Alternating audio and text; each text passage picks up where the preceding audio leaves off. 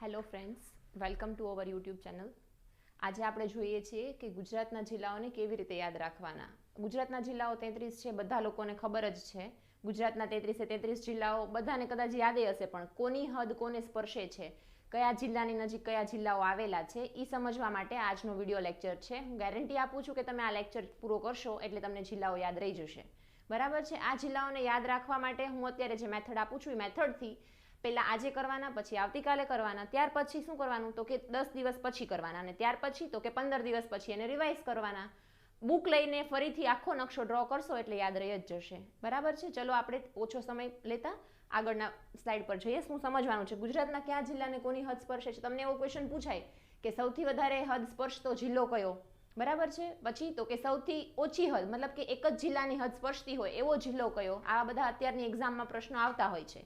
આપણે વિડીયોની અંતની અંદર એ પણ જોશું કે આપણી જે પ્રીવિયસ ગુજરાત ગવર્મેન્ટની એક્ઝામ છે એની અંદર આ કયા કયા ક્વેશ્ચન પૂછાયેલા છે ને કેવી રીતે પૂછાય છે એનું સોલ્યુશન પણ આપણે જોશું. બરાબર. ચલો આગળ શરૂ કરીએ વિડીયો. સૌથી પહેલાં તો કે આપણે આખા જે તમારો ગુજરાતનો મેપ છે એને આમ જોવો તો 4 ડિવિઝન અને આમ જોવો તો 3 ડિવિઝનમાં ડિવાઈડ કરવાનો છે. 4 ડિવિઝન કેવી રીતે તો કે આપણે જે આખો ગુજરાતનો મેપ ભણીએ છીએ, ગુજરાતના મેપની અંદર પહેલાં દક્ષિણ ગુજરાત, બરાબર છે, જે તળ ગુજરાત આપણે કહીએ છીએ, દક્ષિણ ગુજરાત જોશું. ત્યાર પછી તો કે વચ્ચેનો પોર્શન સૌરાષ્ટ્ર જોશું. ત્યાર પછી સૌરાષ્ટ્ર પછી સૌથી લાસ્ટમાં આવે છે કચ્છ. કચ્છ તો બધાને યાદ જ હોય છે, ચોથો પાર્ટ છે. અને એની પછી તો કે ઉત્તર ગુજરાતમાં કયા કયા આવે તો કે અમદાવાદ, બનાસકાંઠા, સાબરકાંઠા, આ બધા જિલ્લાઓ, રાઈટ. અને સૌરાષ્ટ્રમાં તો કે રાજકોટ, જુનાગઢ, પોરબંદર, આ બધા જિલ્લાઓ. હવે યાદ કેવી રીતે રાખશું તો કે દક્ષિણ ગુજરાતથી આપણે શરૂ કરીએ. દક્ષિણ ગુજરાત તો કે આપણે અત્યારે બનાવવાનું છે. કેવી રીતે યાદ કેમ રાખવાનું તો કે આપણે ઈંટોનું ચણતર કરવાનું છે. કોઈ પણ વસ્તુનો આપણે કહીએ ને પાયો નખાણો, આપણે ગુજરાતને સમજવું છે તો ચણતર કરીએ પહેલેથી. તો શું યાદ રાખવાનું તો કે ઈંટના ફોર્મમાં આપણે આગળ વધવાનું છે. હવે ઈંટના ફોર્મમાં કેવી રીતે આગળ વધાશે તો કે આપણે બ્રિક્સ જેવું કંઈક સ્ટ્રક્ચર બનાવવાનું છે. જો તમને અહીંયા દેખાઈ રહ્યું છે બ્રિક્સ જેવું સ્ટ્રક્ચર. જો બ્રિક્સ કોને કહેવાય ખાસ યાદ રાખજો. એક બીજા લાઈન ઉપર હોય એને બ્રિક્સ કહેવાય નહીં. કેવું બનવું જોઈએ તો હું તમને દેખાડું છું. બાજુમાં તો ડ્રો કરેલું જ છે. આપણે અહીંયા જોઈએ તો કે એક કોઈ બોક્સ હશે, એ બોક્સની અંદર મલ્ટિપલ લાઇન્સ છે, બરાબર. આપણને કોઈ એમ કે દિવાલની ઈંટો બનાવો તો આવી ઈંટો બનાવશું, આવી રીતે ડ્રો કરતા જઈએ, બરાબર. એક બીજી લાઈન થોડી શિફ્ટ કરીને બનાવવાનું છે, જે બાજુમાં તમને બતાવી રહ્યું છે દક્ષિણ ગુજરાતમાં. હવે તો કે એમાં કેવી રીતે આગળ જવાનું છે એ જોઈએ. આગળ જવા માટે કેવી રીતે જશું એ જોવો. હવે નીચેથી આગળ વધવાનું છે, રાઈટ. આપણે નીચે દક્ષિણ ગુજરાતની વાત કરીએ છીએ ને ગુજરાતમાં જવાનું છે ઉત્તર ગુજરાત બાજુ, એટલે નીચેથી ઉપર જશું. નીચેથી ઉપર જવામાં સૌથી પહેલું તો કે આપણે અહીંયાથી યાદ રાખશું વનશુભ. 4 લેટર યાદ રાખવાના છે. વનશુભ. હવે એને યાદ કેવી રીતે રાખવાનું તો કે આપણે કોઈ યજ્ઞ કરીએ છીએ, હવન કરીએ છીએ, હવનની સામગ્રી આપણને લેવાની હોય સારા કામ માટે છે આપણે, તો એ ક્યાં લેવા જઈએ છીએ? જંગલમાં જઈએ છીએ, બરાબર. તો જંગલમાં તમારે વનમાં સામગ્રી લેવા જવાની છે, એટલે સારા કામ કોની માટે લેવા જવાની છે? સારા કામ કરવા માટે લેવા જવાની છે સામગ્રીઓ. હવે તો કે આપણે આગળ જોઈએ કેવી રીતે તો કે અહીંયા આવશે વનશુભ, રાઈટ. હવે વનશુભને યાદ કેવી રીતે રાખશું તો કે નીચે સૌથી છેલ્લું વ પરથી વલસાડ, ન પરથી નવસારી, સ એટલે સુરત અને ભ એટલે ભરૂચ. હવે એની બાજુમાં જે તમને દેખાય છે કેમ યાદ રાખશું તો કે ભરૂચ આવ્યું. ભરૂચથી આગળ તો કે ભરૂચમાં આપણને ખબર છે સરદાર પટેલ, બરાબર. સરદાર પટેલનું સ્ટેચ્યુ ઓફ યુનિટી, નર્મદા અને ભરૂચ એવી રીતે બોલાય હંમેશા. એટલે ભરૂચમાંથી કઈ નદી પસાર થઈ રહી છે તો કે નર્મદા, એટલે ભરૂચની બાજુમાં નર્મદા. ત્યાર પછી સુરતમાંથી કઈ નદી તો કે સુરતની બાજુમાં તાપી નદી છે. પછી તાપીથી આગળ જઈએ. હવે કયો વધ્યો? સૌથી નાનો. જો અહીંયા બધા બ્લોકની અંદર તમે જો સૌથી નાનો જિલ્લો કયો છે તો કે ડાંગ. છેલ્લે વધે છે તમારો ડાંગ, બરાબર. આ તમારું દક્ષિણ ગુજરાત અહીંયા ક્લિયર થઈ ગયું, ડન. હવે આપણે આગળ જઈએ ઉત્તર ગુજરાત તરફ. ઉત્તર ગુજરાતમાં સૌથી પહેલું કચ્છ. કચ્છ બધાને યાદ જ હોય, સૌથી અલગ છે. કચ્છનું રણ આપણને ખબર જ છે, ખૂબ જ ફેમસ છે રણોત્સવ માટે, રાઈટ. હવે તો કે ઉત્તર ગુજરાતના પોર્શન જોતા જઈએ. ઉત્તર ગુજરાતમાં જો યાદ રાખવાની ટ્રીક બીજી એક યાદ રાખો. ઉત્તર ગુજરાતના પોર્શન જોતા પહેલા તો કે અહીંયા તમારે છે ને એક લાઈન બનશે. એ લાઈન બનાવતા પહેલા યાદ રાખો કે કચ્છમાં એટેક થયો, બરાબર ને. આ બાજુ પાકિસ્તાનની સરહદ છે તો કે આપણે બંદૂકનું ટ્રિગર છે, તો બંદૂકનું ટ્રિગર કઈ બાજુ હોય? આ બાજુ. કચ્છની આ બાજુ શું આવે છે? પાકિસ્તાન. હંમેશા ટ્રિગર તમે એ બાજુ કરો છો તો કે હા, બરાબર ને. આપણે યુદ્ધ હાલતા થતા હોય છે કચ્છની બોર્ડર પાસે, એટલે એ કચ્છનું જે બંદૂકનું પોઈન્ટ છે તમે કચ્છનું, એ પાકિસ્તાન બાજુ છે. હવે આગળ જે આપણે કેવી રીતે બનશે તો કે કચ્છથી પહેલા 2 લાઈન ડ્રો કરવાની. 2 લાઈન ડ્રો થઈ જાય પછી એ બંને લાઈનમાં તમારે બ્રિક્સ બનાવવાની છે. કેટલા લાઈન કરવાના? 5 લાઈન કરવાની. 5 લાઈન કરશો એટલે બોક્સ કેટલા બનશે? 6, બરાબર ને. આ તો બેઝિક મેથ્સ છે, આપણને ખબર હોવી જોઈએ. ત્યાર પછી આગળ જોઈએ કેવી રીતે? તો કે બંદૂકનો બંદૂકનો બ પરથી શું યાદ રાખશું? સૌથી પહેલું શું બનશે? તો કે બનાસકાંઠા.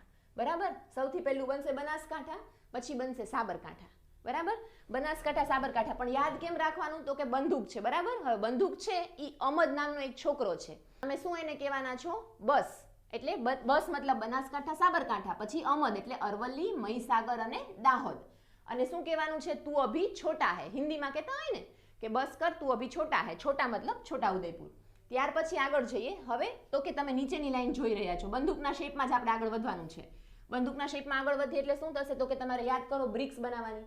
લાઈનની નીચે લાઈન ન આવી જોઈએ, થોડી શિફ્ટ થયેલી હોવી જોઈએ. એટલે પહેલી લાઈન તમે પહેલી બોક્સની નીચે કરશો, થોડી અંદર લઈ જઈને. સેમ બીજી લાઈન, ત્રીજી લાઈન, ચોથી લાઈન. કેટલી લાઈન? 4 લાઈન ડ્રો કરવાની છે. પહેલા 4 ખાના યાદ રાખવા માટે. કેવી રીતે યાદ રાખશું? તો કે કચ્છથી આગળ જાઓ, બરાબર છે, રણ પ્રદેશ પૂરો થાય પછી આપણે કંઈક ઝાડવા વાવવાની વાત હોય. બરાબર, રણ પ્રદેશ અટકતું જે પ્રસરતું હોય એને અટકાવવા માટે. તો આપણે કોને કહેવાનું છે? તો કે ગાંધીજીને કહેવાનું છે. ગાંધીજીને તમારે ખેડવાનું કહેવાનું છે. શું ખેડશે? Palm tree. બરાબર છે, અહીંયા પામ ટ્રી મતલબ પાટણ મહેસાણા. અને કોને કહેવાનું છે તમારે ખેડવાનું? ગાંધીજીને કહેવાનું છે કે હવે તમે ખેતરમાં ખેડો આ વસ્તુ. હવે તો કે એની પછી 3 જિલ્લા બાકી રહી ગયા હજી. એ 3 જિલ્લા કેમ યાદ રહેશે? તો કે ફરીવાર જોઈએ. અહીંયાથી તમારે જે ખેડાનો પોઈન્ટ પૂરો થાય છે ત્યાંથી લાઈન ડ્રો કરવાની.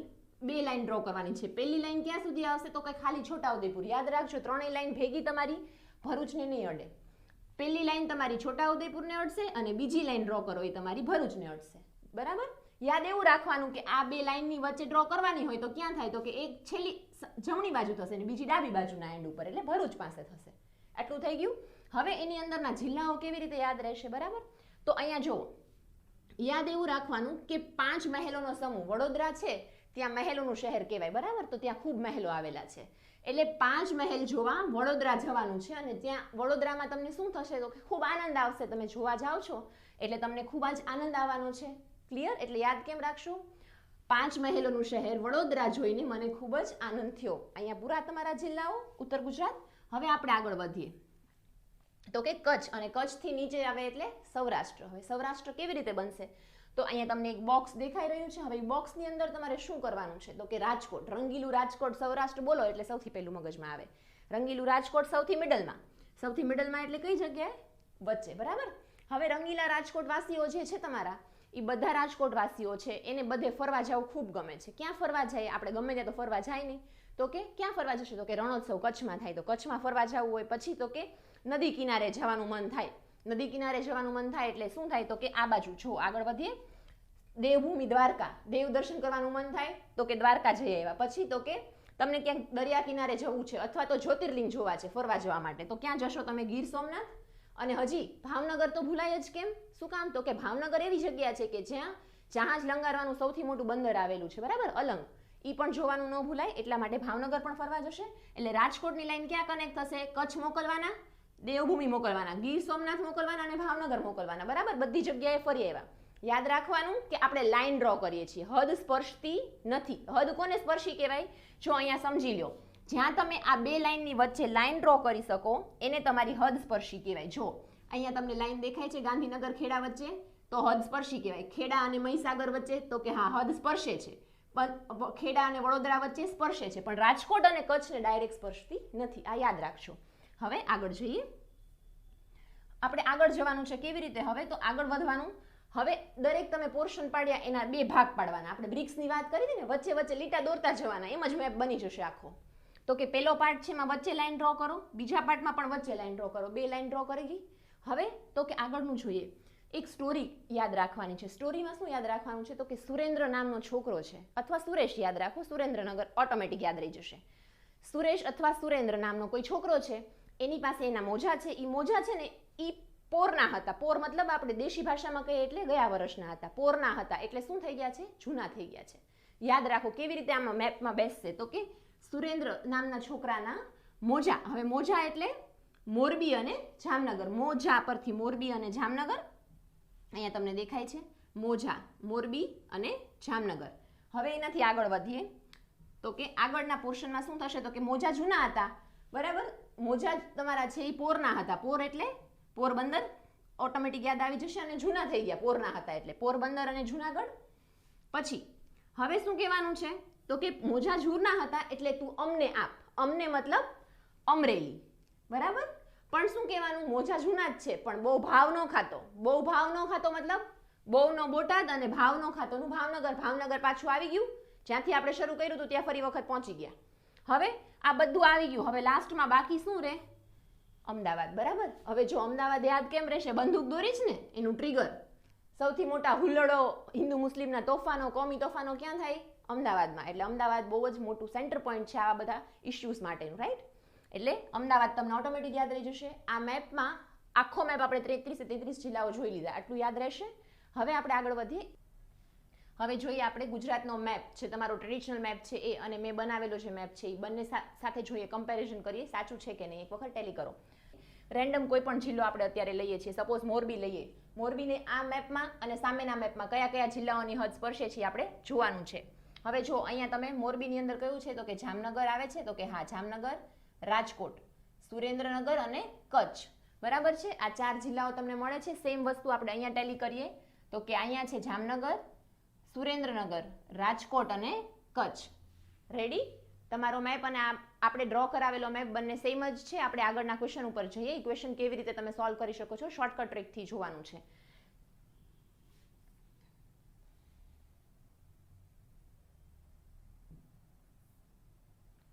સૌથી પહેલો ક્વેશ્ચન તમારી પાસે છે કે ખેડા જિલ્લાને આ તમામ જિલ્લાઓની હદ સ્પર્શે છે. હવે સ્પર્શે છે એવું કીધું છે, પણ આગળની લાઈનમાં જો શું લખ્યું છે તો કે કયા નીચે આપેલા વિકલ્પોમાંથી કયો વિકલ્પ સાચો નથી. એટલે એકચ્યુઅલી પૂછ્યું છે કોની સ્પર્શતી નથી, બરાબર. ચલો ક્વેશ્ચનમાં ઓપ્શન કયા કયા છે એ જોઈએ. તો કે ખેડા જિલ્લાની વાત કરી છે. ખેડા જિલ્લો છે એટલે અહીંયા ગાંધીનગર, અરવલ્લી, મહીસાગર, પંચમહાલ, વડોદરા, આણંદ અને અમદાવાદ, આ 7 જિલ્લાઓ સ્પર્શે છે. હવે અહીંયા જોતા જઈએ તો કે અહીંયા કયો જિલ્લો ડાયરેક્ટ તમે ઓપ્શન જુઓ તો કે અમદાવાદ છે, બરાબર. તો કે અમદાવાદ સ્પર્શે છે. અરવલ્લી છે, અરવલ્લી સૌથી પહેલો અરવલ્લી સ્પર્શે છે, હા. હવે ગાંધીનગર, ગાંધીનગર તો ડાયરેક્ટ સ્પર્શે છે. પંચમહાલ, પંચમહાલ પણ સ્પર્શે છે. સેમ વે અરવલ્લી આવી ગયું. હવે નવું કયો છે તો કે વડોદરા, વડોદરા સ્પર્શે છે તો કે હા. નવો કયો છે આણંદ, આણંદ સ્પર્શે છે તો કે હા. ઓપ્શન બી પણ સાચો છે. ખોટો ગોતવાનો કીધો છે. ઓપ્શન સી માં જ જઈએ. પંચમહાલ સ્પર્શે છે, આણંદ સ્પર્શે છે, દાહોદ જોવાનું છે. હવે દાહોદ ક્યાં છે તમારું તો કે દાહોદ માટે તમારે જવાનું છે અહીંયા. ખેડા અને દાહોદ ડાયરેક્ટ સ્પર્શતા નથી. એટલે તમારો સાચો આન્સર શું થશે, તમારો સાચો આન્સર થશે ઓપ્શન સી, બરાબર છે. ઓપ્શન સી તમારો સાચો આન્સર થશે. હવે એની પછીનો ક્વેશ્ચન જોઈએ, તમારા એક્ઝામમાં પૂછાયેલો ક્વેશ્ચન છે. ગુજરાત રાજ્યના દાહોદ જિલ્લાને નીચેના પૈકી કયા જિલ્લાની હદ સ્પર્શતી નથી. દાહોદ જિલ્લામાં પૂછ્યું છે. દાહોદ જિલ્લો આવે એટલે તમને વિચાર આવે કયા કયા આવે તો કે મહીસાગર, પંચમહાલ અને છોટાઉદેપુર, આ 3 જ છે. ઓપ્શન જો તો કે મહીસાગર છે, પંચમહાલ છે, છોટાઉદેપુર છે. તો આન્સર શું થશે, વડોદરા તમારો આન્સર. ઓપ્શન બી છે એ તમારો સાચો આન્સર થશે, બરાબર છે. Next question. ગુજરાત રાજ્યના રાજકોટ જિલ્લાને નીચેનામાંથી કયા જિલ્લાની હદ સ્પર્શતી નથી. જો મેં તમને યાદ રખાયું હતું ક્યાં ક્યાં ફરવા જવાનું હતું, સ્પર્શતા નથી. હવે જો દેવભૂમિ, ગીર સોમનાથ ને ભાવનગર અને કચ્છ, આ 4 સ્પર્શતા નથી. આમાં જુઓ તો ઓપ્શનમાં તો તમને ખબર છે, જો દેવભૂમિ છે હદ સ્પર્શતી નથી કીધું છે, એટલે દેવભૂમિની તમને ખબર છે ડાયરેક્ટ હદ સ્પર્શતી નથી. એટલે તમારો આન્સર ડાયરેક્ટ થઈ જશે option C. Clear? Next question. Gujarat રાજ્યના કયા જિલ્લાને બોટાદ જિલ્લાની હદ સ્પર્શતી નથી. કયા જિલ્લાને બોટાદની હદ સ્પર્શતી નથી ઓપ્શન જોઈએ. ઓપ્શનમાં શું છે તો કે બોટાદની સાથે અમરેલી સ્પર્શે છે તો કે હા. પછી બોટાદ સાથે ભાવનગર તો કે હા. બોટાદ સાથે મોરબી. હવે મોરબી ક્યાં છે, ચલો ગોતવાનું છે મોરબી, તો કે અહીંયા આવેલું છે. મોરબી સ્પર્શે છે, નથી સ્પર્શતું. એટલે ઓપ્શન સી તમારો સાચો આન્સર થશે, બરાબર. ત્યાર પછી ગુજરાત રાજ્યમાં આવેલા રાજકોટ જિલ્લાને કયા તમામ જિલ્લાઓની હદ સ્પર્શે છે. જો આ ઊંધો ક્વેશ્ચન પૂછ્યો છે, સ્પર્શે છે કીધું છે. હવે આમાં જો ટ્રીકથી વિચારવાનું કે 4 જિલ્લાને નથી સ્પર્શતી. ઓપ્શન જો ઓપ્શન કયા કયા છે તમારી પાસે તો કે દેવભૂમિ, દ્વારકા ઓપ્શન નીકળી ગયો. ઓપ્શન ડી માં પણ દેવભૂમિ, દ્વારકા અને ગીર સોમનાથ એ પણ નીકળી ગયો. હજી એક આમાં આપ્યું છે જો ભાવનગર પણ નીકળી ગયો. એટલે ઓપ્શન સી તમારો સાચો આન્સર, બરાબર. આવી રીતે એલિમિનેશન મેથડથી કરશો તો તમને પેપર ફટાફટ પતાવવું અને ઈઝી રહેશે પતાવવું, બરાબર છે. ચલો હવે જો આટલા ક્વેશ્ચન તમારા પૂછાયેલા ક્વેશ્ચન્સ હતા. બીજા ઘણા ક્વેશ્ચન પૂછાયેલા છે પણ તમારે નજરમાં આવતા હશે, આનાથી જૂના પેપરમાં પૂછાયેલા હોય. આપણે અત્યારે લેટેસ્ટ પૂછાયેલા હતા એ ક્વેશ્ચન લીધા છે અત્યારે. હવે અહીંયા કંઈક લખ્યું છે તમને દેખાય છે ને, વર્ક હાર્ડ ડ્રીમ બિગ, બરાબર. એના ઉપર થોડું વિચારો કે આપણે અત્યારે જે તૈયારી કરી રહ્યા છીએ એ શેની માટે કરી રહ્યા છીએ. આપણા ફ્યુચરને અપગ્રેડ કરવા માટે કરી રહ્યા છીએ, આપણા ફ્યુચર માટે કરી રહ્યા છીએ, બરાબર. મારો વિડીયો જો તમને ગમે છે તો લાઇક અને સબસ્ક્રાઇબ કરજો. Thank you.